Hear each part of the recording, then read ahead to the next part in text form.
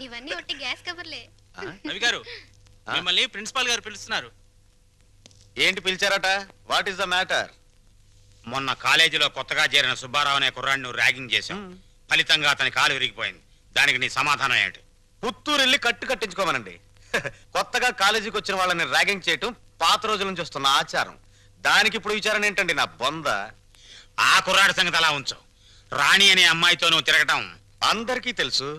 ఆ అమ్మాయి జీవితాన్ని నువ్వు నాశనం చేశావు. ఆ పెళ్లి ఇప్పుడు గర్భవతి. నాకు తెలియకుండా మీకెలా తెలుసు సార్? మీ దగ్గరకు వచ్చి చెప్పుకుందా? Shut up. లేకపోతే ఏంటి సార్, నాలాంటి గ్లామరస్ అబ్బాయికి 10 మంది గర్ల్ ఫ్రెండ్స్ ఉండటం చాలా సహజం. మీరంటున్నట్టు ఆ అమ్మాయిని నేను అనుభవిస్తే ఆ అమ్మాయి కూడా నా వల్ల అనుభూతిని పొందింది. ఇది తప్పు అని మీరనుకుంటే ఆడవాళ్ళందరినీ పువ్వుల్లో పెట్టి పూజించుకోండి. కానీ నేను చేసేది ఇంతే. అమ్మాయి రాణి, రాణి, ఇతను చెప్పిందంతా విన్నావు కదా? నువ్వేమైనా చెప్పదలుచుకుంటే నిర్భయంగా చెప్పు. సార్, ఏ పరువు గల ఆడపిల్లైనా కావాలని కాలు జారదు. ప్రేమించిన వాడు తనే సర్వస్వాన్ని నమ్మించినప్పుడు విచక్షణ పోవచ్చు. నన్నంత నమ్మించి దుర్మార్గానికి హద్దులు ఉండవని నిరూపించాడు ఈ మహానుభావుడు. ఊరుకో అమ్మా, ఊరుకో. ఆ అమ్మాయి అభిప్రాయం నీ అభిప్రాయం తెలుసుకున్నాను. ఇంకా మీ అమ్మా నాన్నల అభిప్రాయం తెలుసుకోవాలనుకుంటే మా ఇంటికి వెళ్ళండి. వాళ్ళు మన క్యారెక్టర్ కి యూ సర్టిఫికెట్ ఇస్తారు. అక్కర్లేదు. రఘురామయ్య గారు దయచేయండి. విన్నారా మీ అబ్బాయి మాటలు? అమ్మా, నువ్వు అమ్మాయి పక్కన నిలబడు. చెల్లి నువ్వు కూడా. రే, ఇప్పటి వరకు నువ్వు ఆడదాని గురించి మాట్లాడిన మాటలు తిరిగి ఒక్కసారి మాట్లాడు. అమ్మా చెల్లి కూడా ఆడవలేరా? మాట్లాడు. అమ్మా చెల్లి దానిలా ప్రవర్తించే మనుషులు కాదు. అవునవును. అటువంటి పవిత్రమైన ఇంట్లో దుర్వాసన కొట్టే మాటలతోనూ చేతలతోనూ నువ్వు ఒక్కడే పుట్టుకొచ్చావు.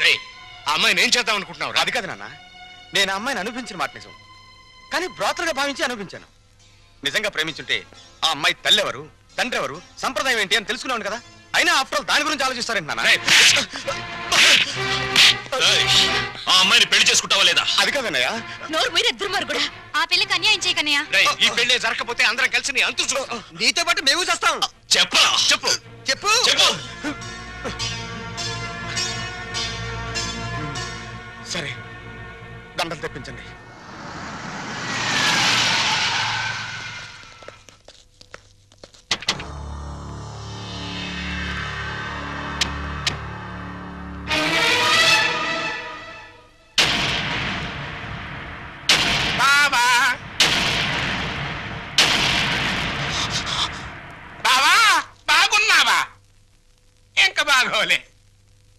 ఆ పిల్లరా నీ కొత్త కోళ్ళం? ఆ పిల్ల ఎవరు కనుక్కో చూద్దాం. నీ వేలు విడవని మేనకోళ్ళం అంటే నీ సొంత చెల్లెలు సవితికి కూతురు. ఈ నా కీపే నీ కొత్త కోడలకి జన్మభూమి. నీకు గుర్తుందా? అప్పుడప్పుడప్పుడప్పుడు నా ముఖం మీద నా కొడుకు చేత తుపుక్కు దుమ్మే ఇచ్చావు. ఇప్పుడు నీకు గుర్తొచ్చి ఉంటుందిలే. ఆ ఉమ్ము అప్పుడే తుడుచుకుంటే పోయింది. కానీ ఇప్పుడు నీ మొహం మీద పడబోయి ఉమ్ము లైఫ్ బాయ్ సబ్బుతో తోవుకున్నా లైఫ్ లాంగ్ సరిగిపోకుండా పర్మనెంట్ గా ఫిక్స్ అయిపోతాయి. అరవబకరా నా కొడక. బైక్ లేకుండానే మీ ఫ్యామిలీ అఫేర్ అంతా ఊరంతా తెలిసిపోతాయి. చూడు, ఇయాల నుంచి నా కూతురు జెండా మీ ఇంటి మీద ఎగురుతా ఉంటుందన్నమాట. ఎప్పుడు ఎగరటం మానేస్తాం అప్పుడు జెండా ఎత్తేస్తాం. ఈ గవర్నమెంట్ కూలిపోతాయి.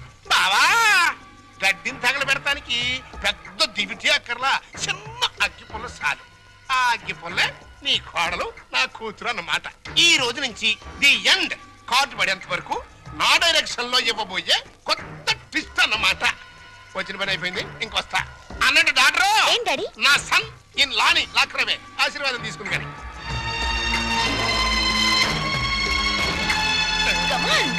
రారా సన్నిల్లా.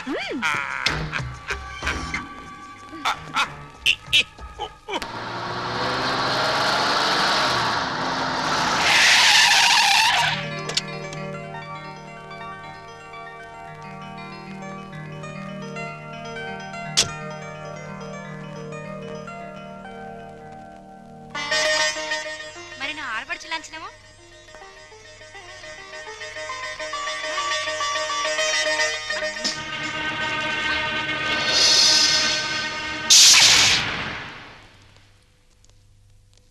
కుడికాలు లోపల పెట్టిరమ్మా.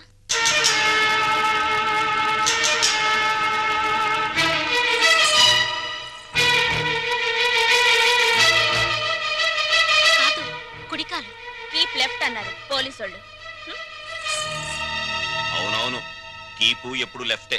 వైఫే రైటు. ఈ జ్ఞానం ఎప్పుడు వస్తుందో. అత్తా మామలకు నమస్కరించమ్మా.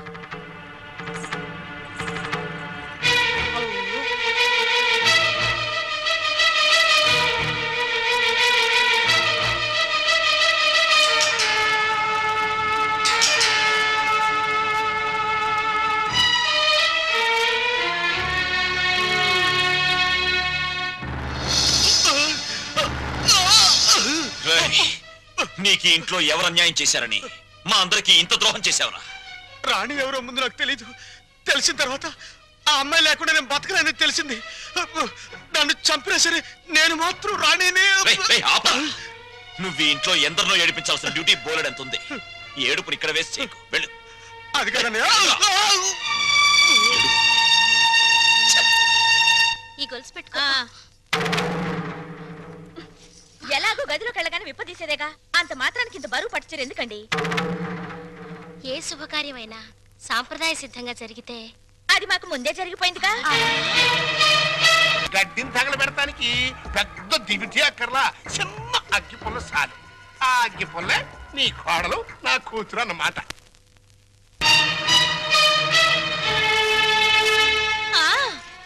మా అత్తయ్యకి మావయ్యకి అందరికీ తెలుసు. ఆ వీక్ పాయింట్ లీక్ అయ్యాకే నన్ను ఆయనకి తగిలించారు.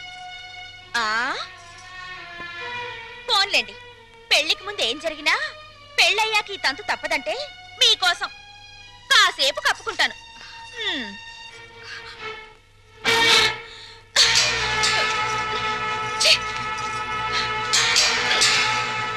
మీరందరూ పోండి. పదవిన రోలరు రథమా, పదవిన రోలరు రథమా, లారి లారి లారి లారి లారి లారి లారి లారి లారి లారి లారి లారి రథమా. ఏమండి, పెళ్లి నాటికైనా చేరతావా దీంట్లో? పెళ్లికెళ్తూ కూడా ఈ రోలర్ మీద ఏంటి నాన్న? ఎంచక్క కారులో వెళ్ళొచ్చు కదా. ఓరి ఎదవా, ఇది అచ్చొచ్చిన రోలరు.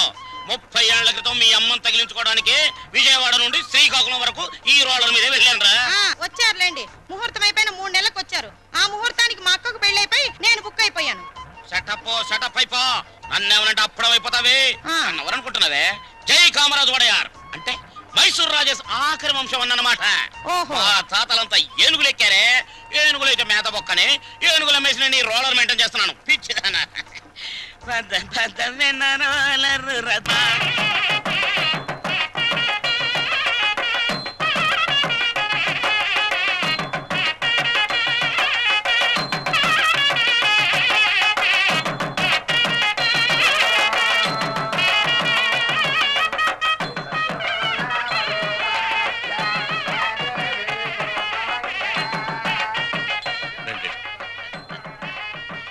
ఇలా కూర్చోండి. ఎక్స్క్యూజ్ మీ, ఒక్క నిమిషం. నమస్కారం. నమస్కారం, కూర్చోండి. బాగున్నారా? 1,00,000. 2 లక్షలు. బాబు, నువ్వు వెళ్ళి పని చూసుకో.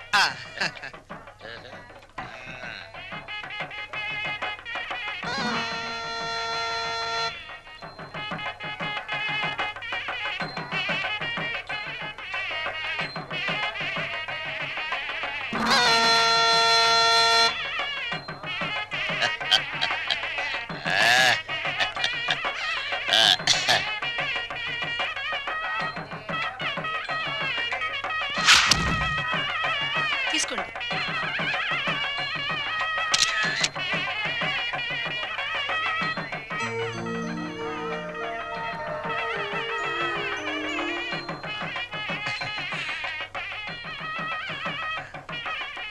అమ్మా, ఒక్కసారి.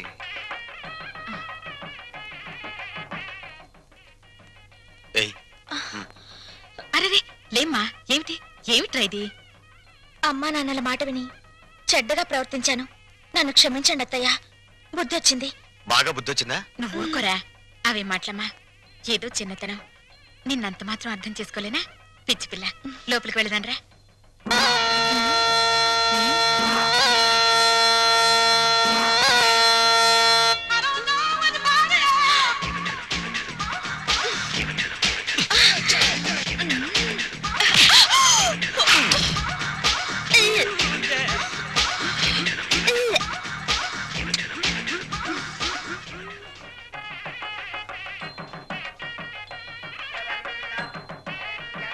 అత్తయ్యా, ఏంటి ఏమైందమ్మా?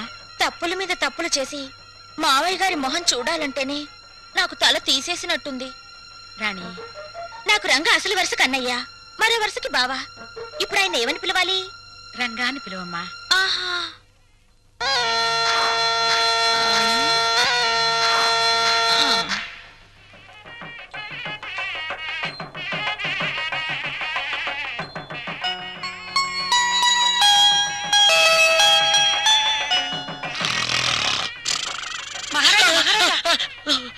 మీరు ఎప్పుడైనా జైలుకి వెళ్ళారా?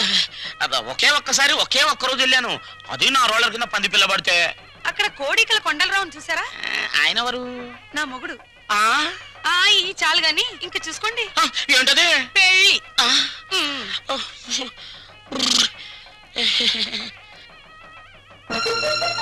అత్తయ్య, మళ్ళీ ఏమిటమ్మా? అందరూ నా వంక మీ అబ్బాయి వంక చాలా హీనంగా చూస్తున్నారు. పరువు గల ఈ కుటుంబ గౌరవం నిలబెట్టడం కోసం మేమిద్దరం ఎటైనా వెళ్లిపోయి బ్రతకాలనుకుంటున్నాం. అయ్యో, ఇంత చిన్న విషయానికని ఎక్కడికో పోవడం ఎందుకమ్మా? మీ మావయ్య గారితో చెప్పి డబ్బుకి ఏర్పాటు చేస్తాను. ఏదో వ్యాపారం చేసుకోండి. ఉమ్మడాస్తితో వ్యాపారం చేసి రేపు పొద్దున దివాళా తీస్తే ఆ భారం మొత్తం కుటుంబం మీద పడుతుంది. అందుకని ఇద్దరి కొడుకులకి చెందవలసిన ఆస్తి ఎవరిది వారికి పనిచేస్తే మీకే బాధరబందీ ఉండదు. దీన్ని తగల పెడతానికి పెద్ద దివిటి అక్కర్లా, చిన్న అగ్గి పుల్ల చాలు. ఆ అగ్గి పుల్లే నీ కోడలు, నా కూతురు అన్నమాట. కాదత్తయ్యా.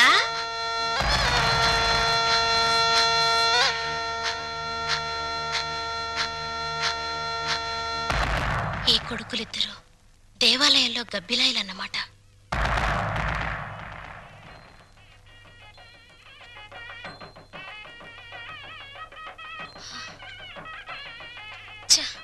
అమ్మా, ఈ ఇంట్లో అన్ని అన్యాయాలు జరుగుతున్నాయి నాన్న. ఏమైందమ్మా? మా మరిది ఆస్తిలో వాటా కోసం ఏవేవో ఎత్తులు వేస్తున్నాడు. ఈ యూనివర్స్ కూడా పంపకం మీదనే ఉంది. అంతేనమ్మా, తల్లిదండ్రులు చూసేది పిల్లల పెంపకం, పిల్లలు చూసేది ఆస్తుల పంపకం. ఛ, మా మరిది చాప కింద నీరైతే ఈయన జేబులో తేల్లా కనిపిస్తున్నారు.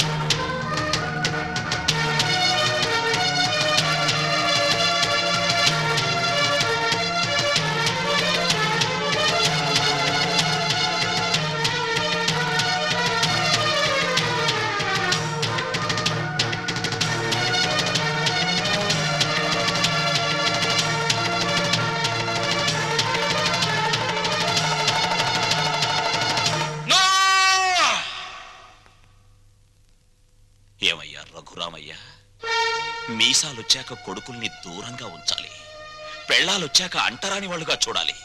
అది చేతకాక నా కొడుకులు, నా బిడ్డలు, నా సంతానం అని పట్టు కూర్చుంటే వాళ్ళు మాత్రం ఎంతకాలం ఊరుకోగలరయ్యా? పాపం అమాయకులు కాబట్టి, పెళ్ళాల పైట చెంగుల్ని పాము పడగలనుకుని భయపడే పసిపిల్లలు కాబట్టి ఇన్నాళ్ళు ఆగారు. ఇప్పుడు అడుగుతున్నారు. అడిగితే కాదనడానికి నువ్వెవరివయ్యా? పంచు ఆస్తుల్ని. రంగా, నువ్వు కూడా. పెద్దోడు చిన్నోడు చెప్పిందే కరెక్ట్ అంటున్నాను. చెప్పింది చేసి నీ పెద్దరికం కాపాడుకో. రే రంగా, నువ్వు వాడితో చేరి నన్ను వెన్నుపోటు పొడుస్తావురా? పెద్ద వాళ్ళకే తప్పట్లేదు వెన్నుపోట్లు, నువ్వెంత? ఇప్పుడు నువ్వు ఆస్తి పంచకపోతే రేపు నీ కొడుకుల మాటల పోట్లు, కోడల చేతి పోట్లు, కోర్టుల నోటీస్ పోట్లు అన్ని పోట్లే, జాగ్రత్త. రంగా, ఒకటిగా కలుసున్నప్పుడు ఆస్తి పంపకాలు ఎందుకురా? అమ్మా, ఈ చేతి వేళ్లున్నాయి, ఇవి అన్నం కలుపుకోవడానికి, తినడానికి, కడుక్కోవడానికి కలిసి ఉంటాయి. తిన్నాక వేటికవే నీకు నువ్వే నాకు నేనే అని మళ్ళీ దూరం అవుతాయి. నీ శరీరంలోని భాగాలే ఒకటిగా ఉండనప్పుడు నీ కడుపులో పుట్టిన బిడ్డలు మాత్రం ఒకటిగా ఎలా ఉంటారు? ఎందుకు ఉండాలి? రంగా, ఎందుకురా అందరూ కలిసి ఆయన్ని చిత్రహింస చేస్తున్నారు? అమ్మా, చిన్న కొడవలు ఆపేసి భోజనానికి రండి. ఏ విషయం తేలేదాకా మేమెవరం భోజనాలు చెయ్యం. రండి.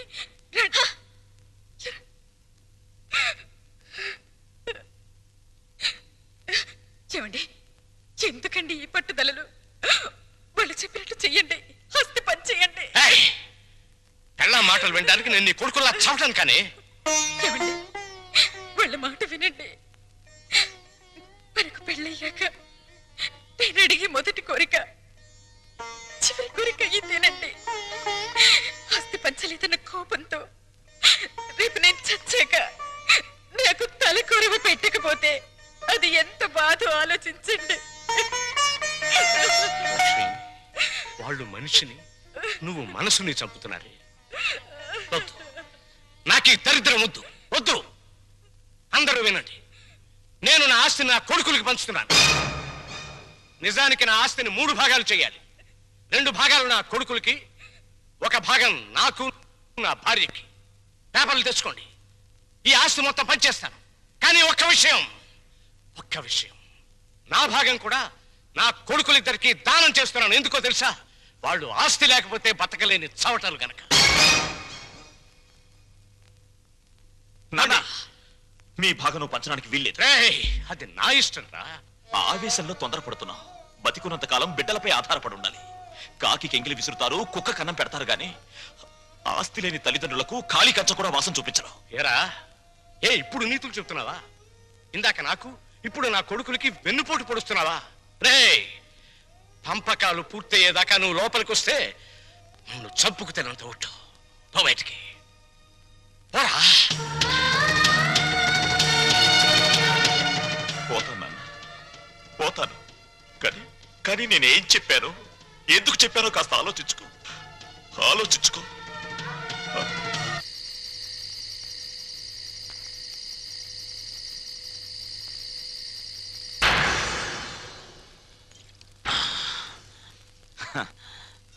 మందుకు పుట్టిన బిడ్డలు బ్రాండీ, విస్కీ, రమ్ము, జిన్ను, సారా, బీరు ఇవేవి తాగినా వచ్చేది ఒక్కటే, కిక్కు. నిషాలో, కిక్కులో, మత్తులో, తూలుడులో, పేలుడులో తేడాలు లేవు. కానీ ఒక్క తల్లి కడుపున పుట్టిన బిడ్డల్లో ఎందుకున్నాయి తేడాలు? ఎందుకొచ్చాయి తేడాలు? రఘురామయ్య ఇవన్నీ ఆలోచించాడా? నేను చెప్పిన చిప్పోని బయటికి చచ్చాక కొడుకులు కొరివి పెడితే డైరెక్ట్ గా కోరమండల్ ఎక్స్ప్రెస్ లో స్వర్గానికి వెళ్ళొచ్చని పిచ్చి ఆశతో బతికే తల్లిదండ్రులారా, మీరు బతికున్నప్పుడు మీ కొడుకులు మిమ్మల్ని కాకుల కంటే హీనంగా చూస్తారు. మీరు చచ్చాక మీకు పెట్టిన పెండాలు తినమని అదే కాకుల్ని కావ్ కావ్ కావమని పిలుస్తారు. కమంటార్. ఇంతకీ మీ ఆస్తుల పంపకం ఎలా జరిగింది? మా తమ్ముడు బిజినెస్ చేసుకుంటాను, నా వాటా నాకు ఇచ్చేయండి అంటేను మా నాన్నగారు ఉన్న డబ్బంతా మా తమ్ముడికి ఇచ్చేసి నా వాటాగా లంకంత కొంప నాకు ఇచ్చారు. చేతిలో చిల్లు గవ్వ లేకుండా అంత పెద్ద కొంప నేనేం చేసుకుంటాను చెప్పండి. అందుకని మీరు మా నాన్నగారు నన్ను ఇల్లరకం పంపించమని అడిగారు కదా. అవును. మీరు ఓకే అన్నారంటే వెంటనే మీ ఇంటికి ఇల్లరకం అల్లుడి కింద వచ్చేస్తాను. అయితే నువ్వు ఇక్కడికి ఇల్లరికం వచ్చేస్తే మీ అమ్మ నాన్న ఆ ఇంట్లోనే ఉండిపోతారన్నమాట. అదెలా కుదురుతుందండి? ఆ ఇల్లు నా వాటాకు వచ్చింది, నా ఇష్టం. నేను ఎవరికైనా అద్దెకిచ్చేసుకుంటాను. మా అమ్మా నాన్న వాళ్ళ దారిని వాళ్ళు పోతారు. డ్రైవర్, కారాపు. దిగు, కారు దిగు.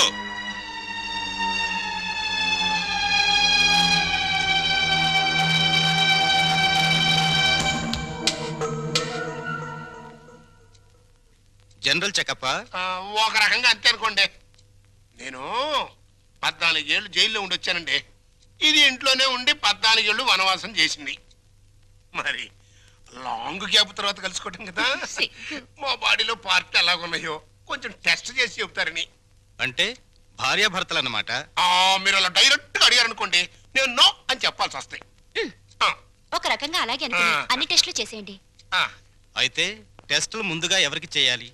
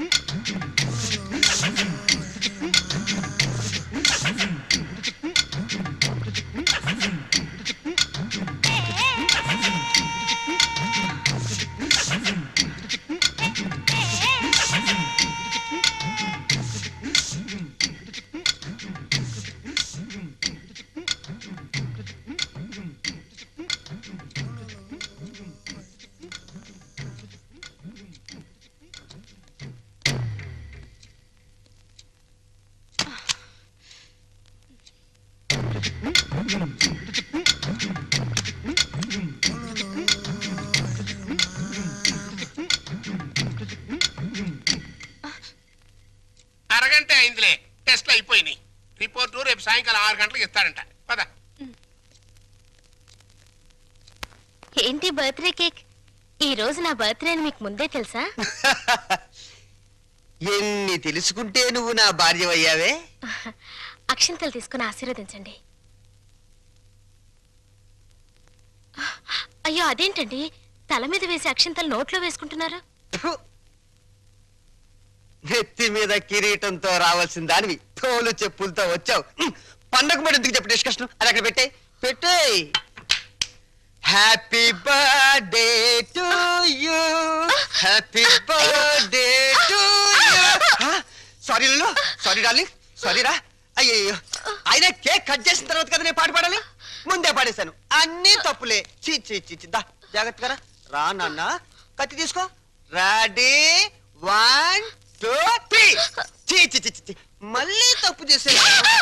పీకలు కట్ చేయవలసిన కత్తితో కేకులు కట్ చేస్తే చండాలంగా ఉంటుంది, వెరైటీగా ఉంటుంది. నోరు తెరవమ్మా, నోట్లో పెడతాను. సారీరా, సారీ. అవును, నీ పుట్టినరోజని మీ నాన్నకు తెలుసా? తెలుసు. తెలుసు, నీ పుట్టినరోజని తెలుసు. కానీ మన ఇద్దరికి బట్టలు పంపించాలని తెలీదు. నీకు గిఫ్ట్ గా కిలో బంగారం పంపించాలని తెలీదు. నాకు సంచి నిండా డబ్బులు పంపించాలని తెలీదు. వాడికి డబ్బు మాత్రం పెరిగింది, బుద్ధి మాత్రం పెరగలేదు. లేదు. ఆహా, కారు హారను, మహారాజశ్రీ మా మామగారి car horn. AR Rahman music లా ఎంత కమ్మగా ఉంది. లల్లు లల్లు త్వరగా పదవే, మీ నాన్న మనకి గిఫ్ట్ పంపించట్లేడు. పద పద పద. అమ్మాయి గారు, నాన్నగారు మీ బర్త్డేకి బహుమానం ఇచ్చిరామన్నారమ్మా. ఈ గోల్డ్ కార్ లో పంపించి మిగతా ఎన్ని లారీల్లో పంపిస్తున్నాడా? లేదండి, ఇది ఒక్కటే పంపించాడు. పోరా పోరా. ఇదేంటి కదులుతోంది? కారు బాంబు టైపులో మీ బాబు ఏమన్నా పార్సిల్ బాంబు పంపాడా? విప్పు విప్పు.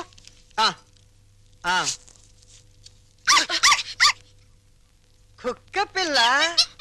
ఓ, వెరైటీగా ఉంటుందని నీ బాబు స్మగ్లర్ టైప్ లోని దీని పట్ల బంగారం పంపించుంటాడే. కసక్కగా